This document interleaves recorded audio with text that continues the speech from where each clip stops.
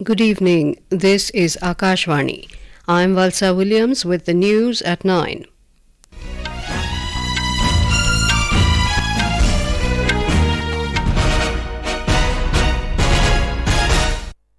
The headlines.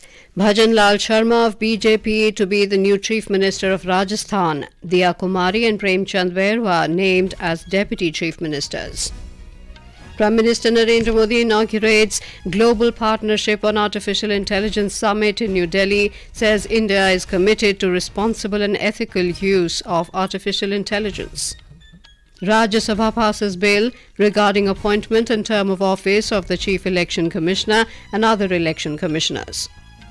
CBSE announces dates for 10th and 12th board examinations.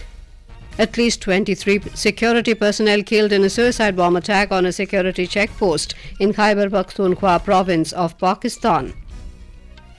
And in FIH Hockey Men's Junior World Cup, India storms into semi-finals with a 4-3 win over Netherlands in Kuala Lumpur, Malaysia.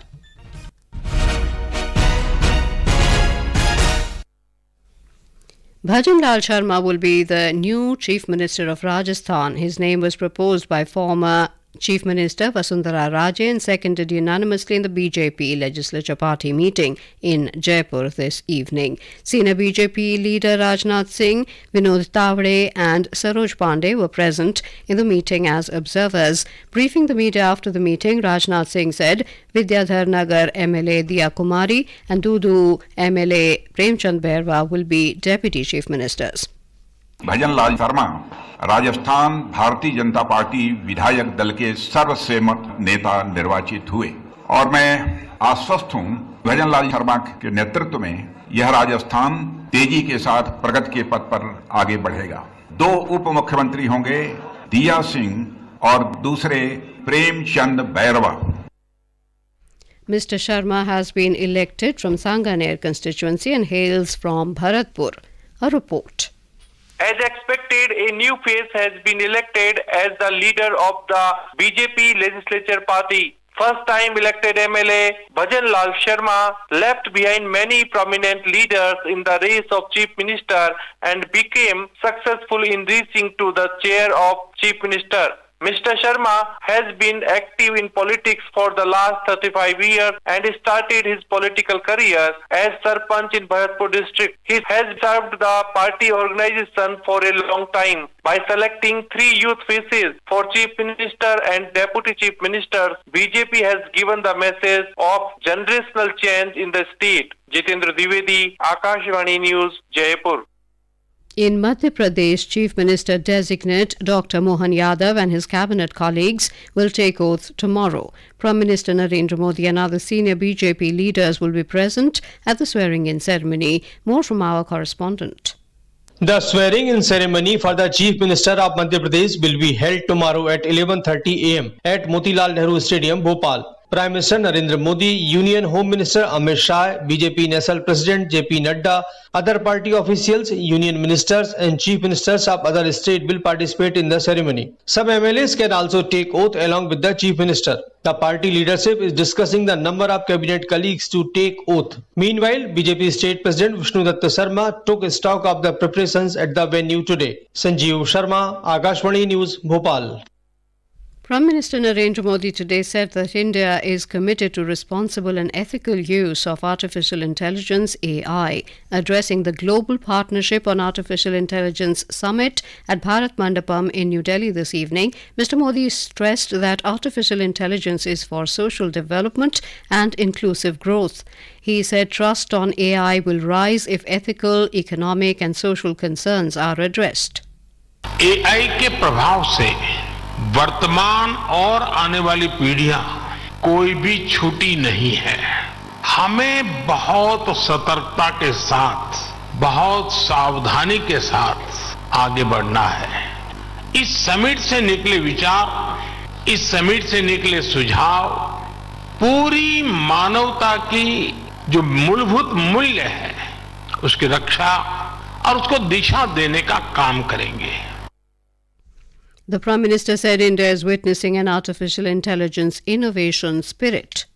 आज Bharat AI talent और AI से जुड़े new ideas का सबसे प्रमुख player है। भारत के युवा tech experts, researchers AI limits को एक्सप्लोर कर रहे हैं। भारत में हम एक बहुत ही जोश से भरी हुई एआई इनोवेशन स्पिरिट देख रहे हैं। Mr. Modi said India is now the main player in AI talent and new ideas related to it.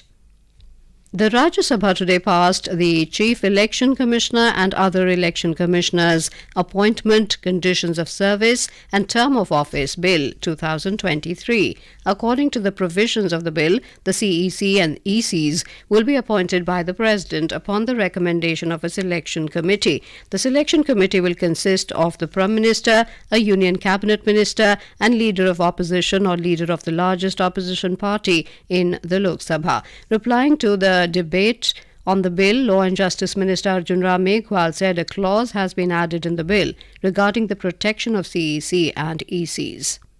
मैं आपके माध्यम से कहना चाहता हूं, इस चुनाव आयोग की जो कार्य प्रणाली है वो निष्पक्ष है, निष्पक्ष रहेगी।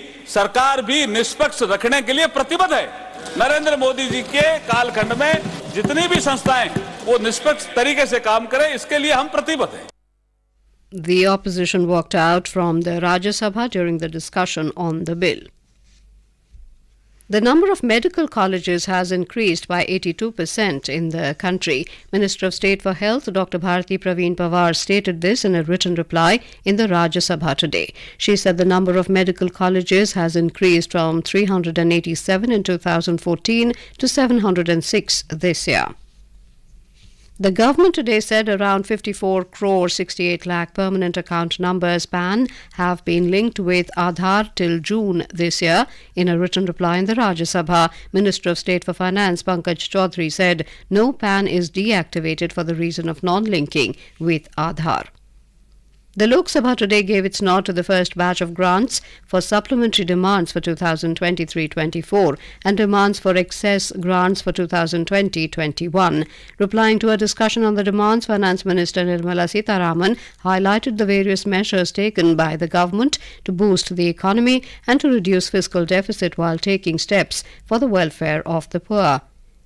The number of left-wing extremism-related violent incidents has come down by 76% in 2022 in comparison to 2010.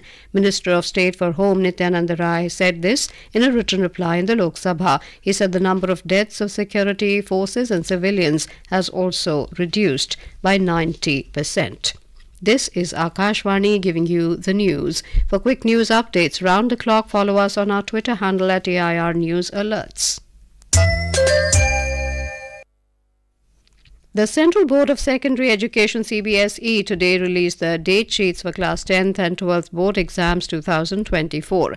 According to CBSE, Class 12 Board Exams will be conducted from 15th February to 2nd April, while Class 10 Board Exams will be held from 15th February to 13th March 2024. The Viksit Bharat Sankalp Yatra is continuing its journey in Ladakh. People in different villages are warmly welcoming the IEC vans and taking benefit of the special camps organized alongside the Yatra. More from our correspondent.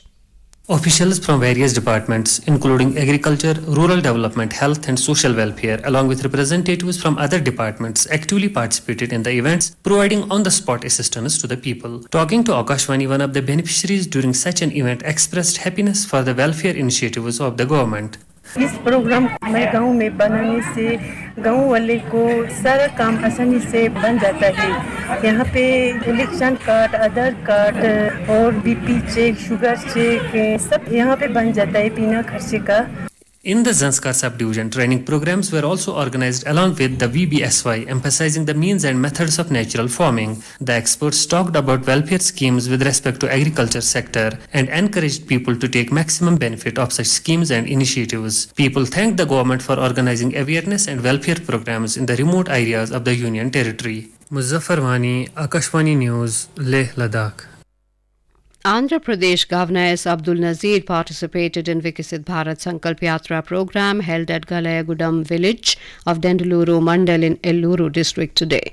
Speaking on the occasion, Governor Abdul Nazir said the goal of the yatra is to raise awareness and facilitate delivery of the welfare scheme benefits to all eligible persons. The yatra aims to reach out to the vulnerable sections of people to achieve saturation of schemes. In Pakistan, 23 security personnel were killed in an attack on security forces in Dera Ismail Khan district of Khyber Pakhtunkhwa. The Pakistan Army said in the wee hours today, a group of 6 terrorists attacked a security post. The terrorists attempted to enter the post by ramming an explosive-laden vehicle into it in a suicide bombing attack. The resulting blasts led to the collapse of the building and casualties on the security forces side. All 6 terrorists were killed in the clash. A Pakistani Taliban group, Tehreek-e-Jihad Pakistan, claimed responsibility for the attack. Meanwhile, in another incident, 17 terrorists were killed in the Dara Zinda area, while 2 security personnel and 4 terrorists were killed in Kolachi area of the district in the intelligence-based operations.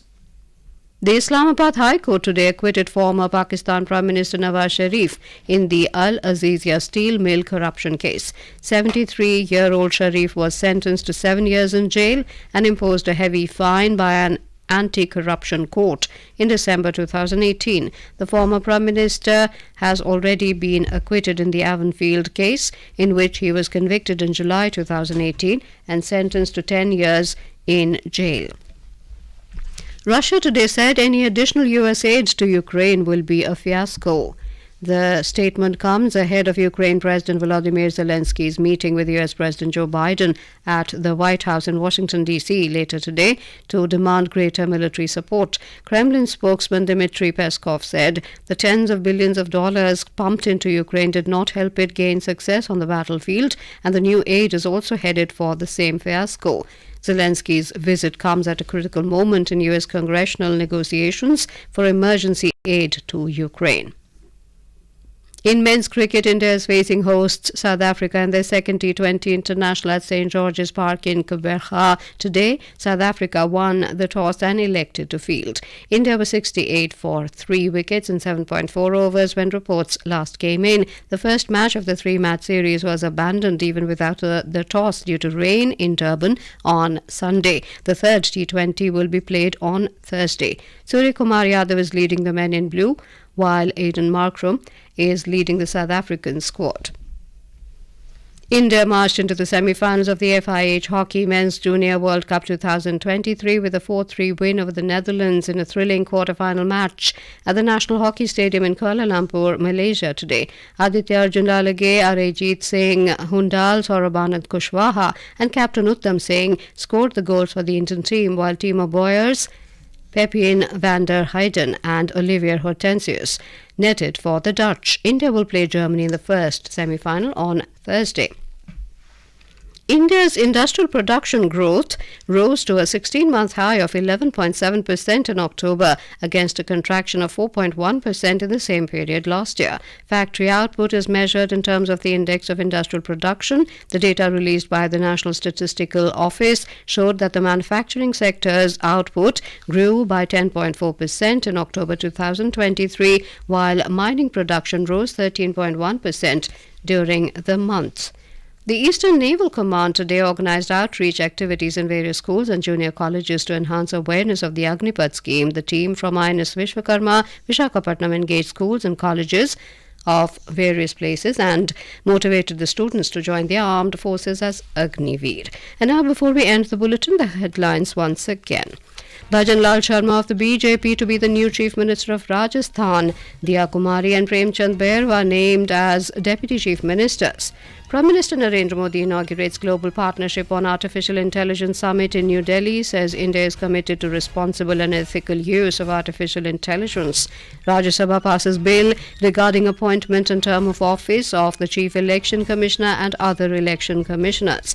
CBSE announces dates for 10th and 12th board examinations. At least 23 security personnel killed in a suicide bomb attack on a security checkpost in Khyber Pakhtunkhwa, province of Pakistan, and in FIH Hockey Men's Junior World Cup, India storms into semi-finals with 4-3 win over Netherlands in Kuala Lumpur, Malaysia. And that is all in the news at 9. Good night.